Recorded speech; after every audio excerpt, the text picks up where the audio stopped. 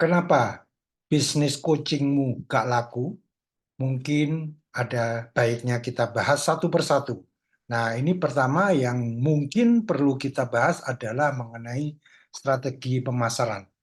Seringkali saya jumpai teman-teman saya itu melakukan suatu pendekatan yang sifatnya intimidating, ya. Jadi belum apa-apa klien sudah merasa ketakutan karena mungkin kecanggihan kita atau mungkin juga karena klien sendiri tidak tahu coaching itu apa. Yang kedua, ini lebih parah lagi karena klien itu atau calon klien itu disalah-salahkan, ya mungkin dalam cara mendidik leader atau dia sendiri mendidik anak buahnya itu banyak disalahkan sehingga akhirnya juga seperti yang pertama intimidating dan menggunakan pendekatan yang keliru, yaitu dengan banyak menunjukkan kepiawaian kita. Padahal bukan itu yang menjadi pokok bahasan. Nah, mungkin juga karena belum membaca buku yang satu ini. Namanya Million Dollar Coaching oleh Alan Weiss. Menurut saya ini buku keren banget.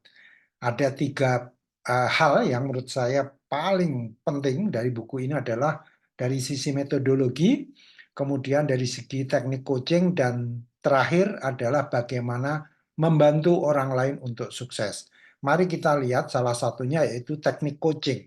Ini saya paling suka sekali karena di sini terlihat sekali bagaimana perbedaan coaching yang beneran sama coaching yang sudah tidak beneran gitu. Maksudnya di sini sudah tidak mengikuti kaidah coaching, yaitu pertama dalam hal menyusun agenda.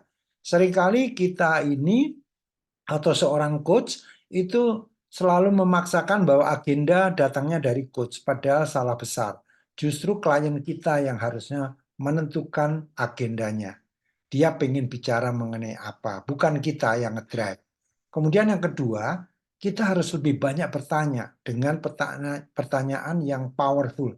Di channel saya ini ada beberapa yang sudah saya bagi mengenai 5 pertanyaan kunci atau pertanyaan-pertanyaan lain yang kemarin juga saya sampaikan dalam buku The Coaching Habit.